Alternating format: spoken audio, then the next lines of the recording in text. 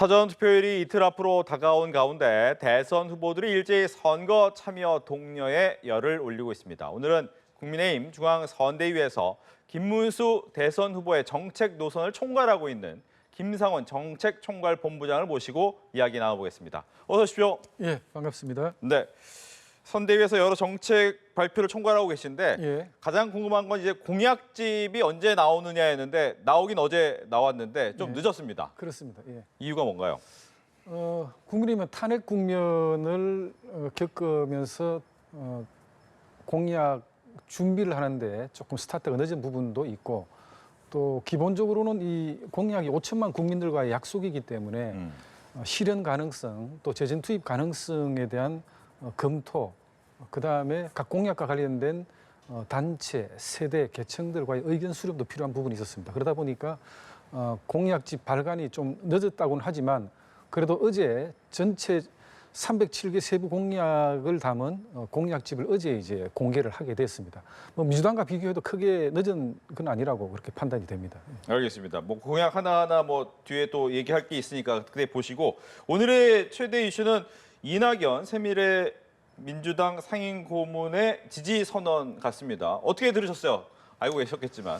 이낙연 전 총리는 이재명 후보의 대장동 개발 비리 의혹을 제일 먼저 제기했던 분입니다. 그래서 그분의 의지로 봤을 때는 네. 이재명 후보가 대통령이 돼서는 안 된다는 어떤 그런 각오하에 지지 의사를 표명해 주신 게 아닌가라는 판단이 들고 그다음에 김문수 후보가 대통령에 당선된다면 같이 힘을 합쳐서 공동정부를 구성해서 국가를 이끌어가야 된다는 어떤 그런 전제도 성립이 돼 있는 게 아닌가 그렇게 판단하고 있습니다. 예. 지금 말씀해 주셨지만 이제 공동정부라는 것도 되게 포괄적인 거잖아요. 그럼 어떤 식의 정부를 운영하겠다라고 봐야 됩니까?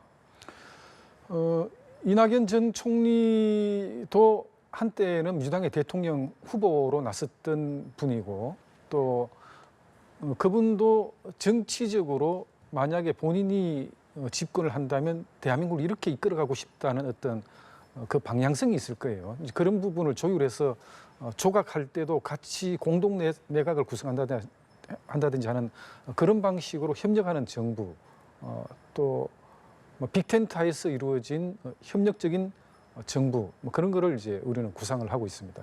예.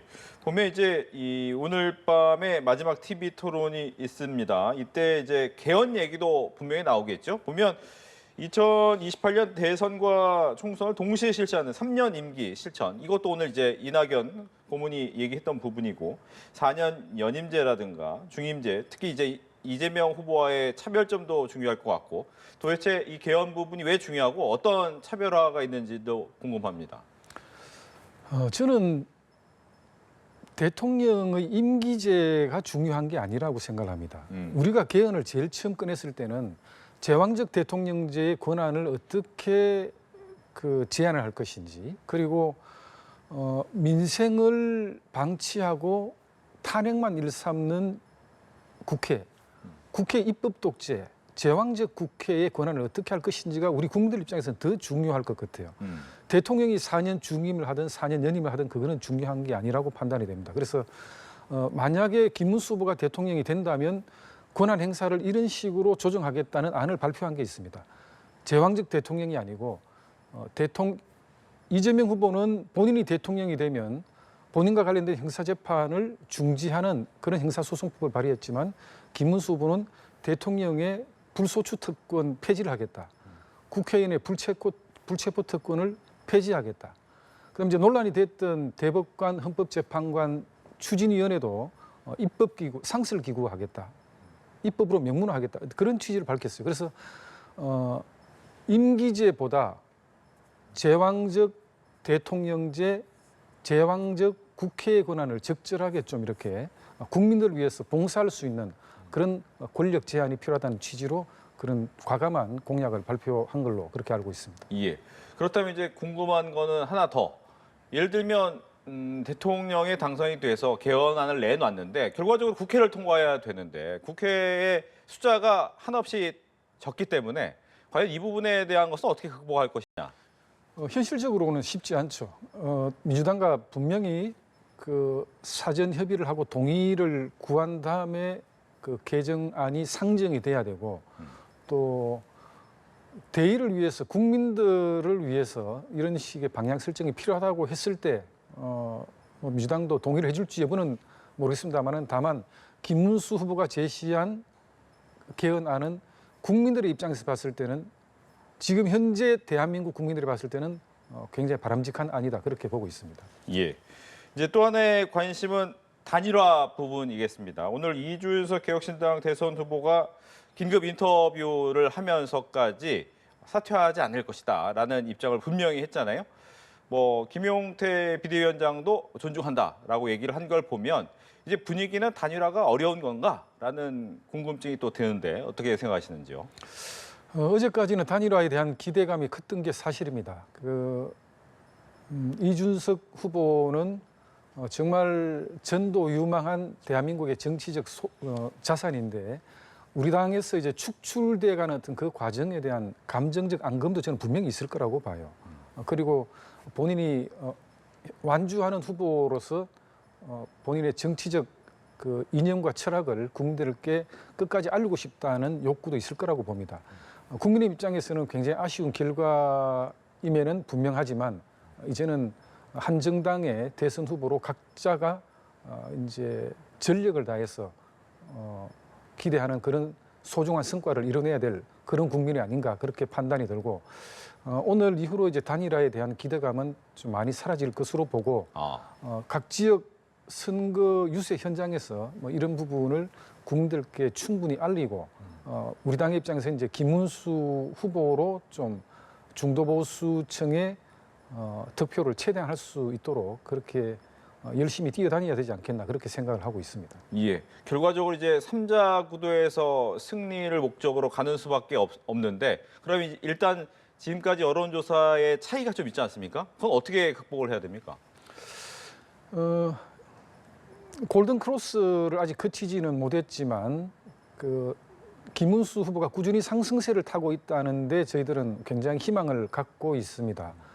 그 다음에 이제 사실상 단일화는 그 어려운 형국이지만 사전 투표 이전까지 또 마지막 희망을 버리지 않고 아마 또 추진을 해야 된다는 분들의 소망이 있기 때문에 또 좀 마지막 스퍼트를 해봐야 될 것 같고 다만 현실적으로는 어려울 것이기 때문에 이제 김문수 후보 입장에서는 최근에 상승세가 올라가는 그 요인 중에 하나가 김문수 후보 본인과 배우자가 걸어왔던 진솔한 삶의 궤적, 소박하고 청렴하고 또 정의로웠고 또 신념을 지켜왔던 어떤 그런 정치인에 대한 국민적 호감도가 상승하고 있기 때문에 그런 부분을 집중적으로 부각하면서 또 김문수 후보의 대한민국을 살리기 위한 정책적 공약도 많이 홍보하면서 선거전에 임해야 될 것으로 그렇게 생각을 합니다. 예.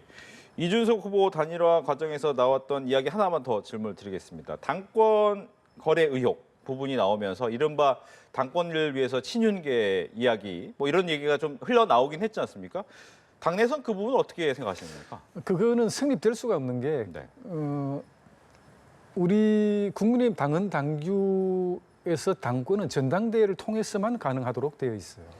그래서 당권 거래는 있을 수가 없고 당권 거래를 이야기를 했고 또 그게 만약에 현실적으로 성립될 수 없지만 만약 성립됐다고 한다면 그는 정당 민주주의의 와해라고 봐야 되겠죠. 그래서 그거는 당권 거래는 있을 수 없다 저는 그렇게 보고 있습니다. 알겠습니다.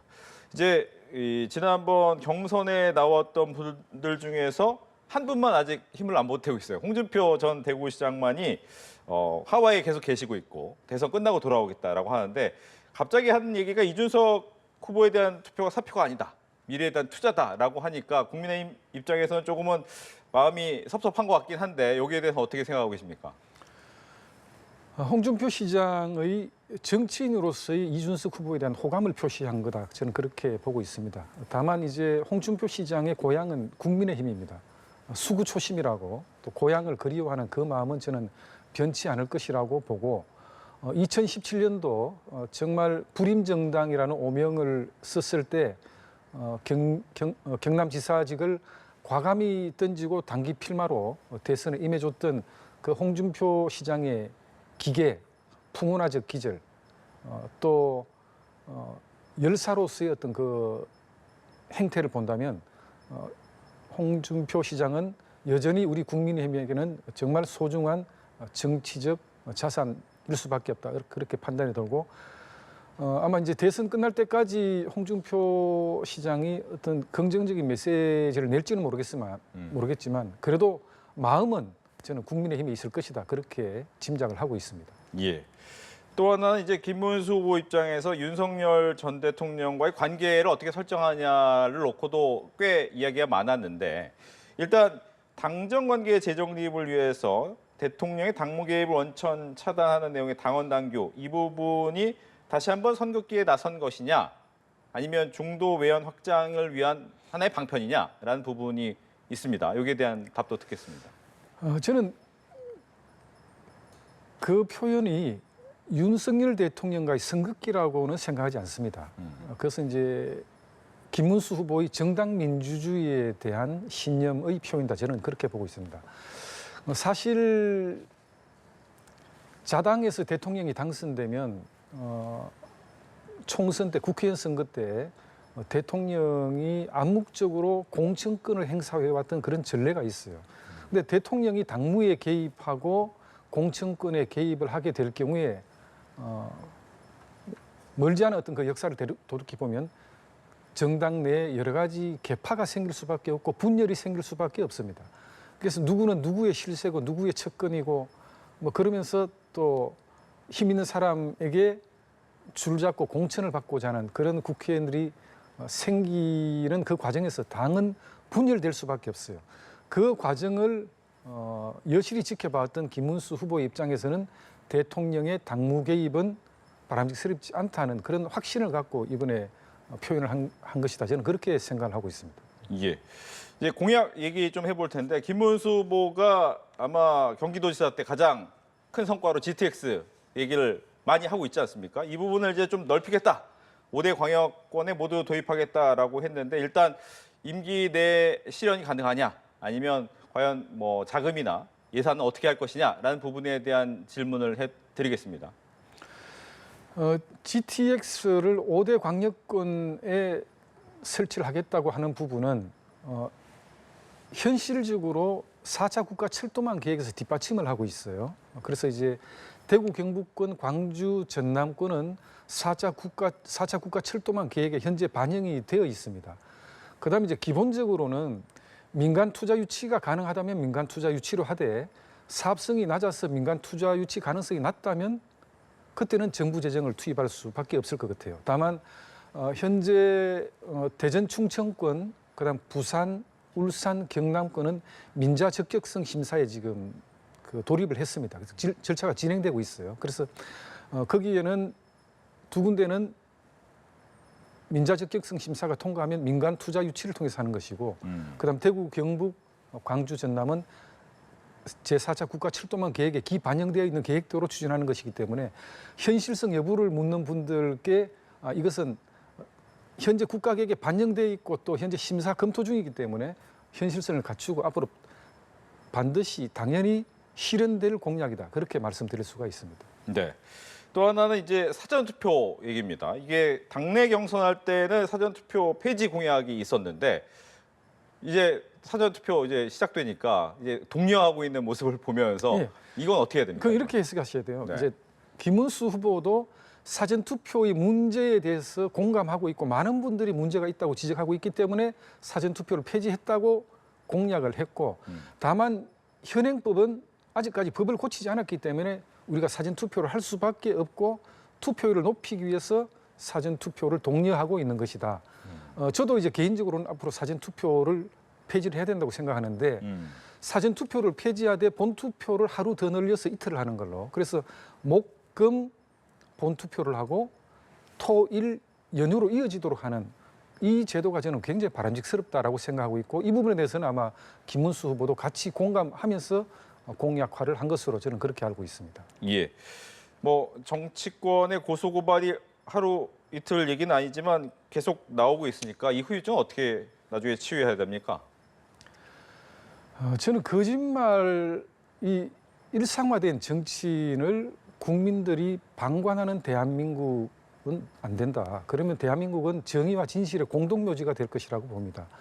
최근에 이재명 후보가 본인의 공직선거법상의 허위사실 공표죄를 없애는 그런 무리한 법안도 추진을 하고 또 현대상선의 후신인 HMM 이전, 부산 이전 이야기했지만 직원들 동의를 받지 못했어요. 결과적으로. 일산대교 무료화도 법원의 결정으로 그게 유료화가 된 건데 본인은 정부의 반대로 무산됐다고 이렇게 거짓말을 했습니다. 저는 거짓말을 일상화하는 정치인, 우리 대한민국 국민이 용납하지 않을 것이다. 그렇게 생각을 하고 있습니다. 네. 그럼 끝으로 짧게 막판 레이스 필승 전략까지 듣겠습니다. 예, 저는 대한민국이 오랫동안 지켜왔던 자유민주주의 시장 경제 체제를 지키는 대선, 그다음 우리 자식 세대들에게 풍족한 일자리를 물려줄 수 있는 대선, 그다음에 장기 침체 국면을 겪고 있는 경기 진작, 소비 회복을 할 수 있는 그런 대선이 될 수 있도록 우리 김문수 후보와 함께 최선을 다하겠다는 말씀 드리겠습니다. 네, 국민의힘 김상원 정책총괄본부장과 함께했습니다. 오늘 얘기 잘 들었습니다. 예, 감사합니다.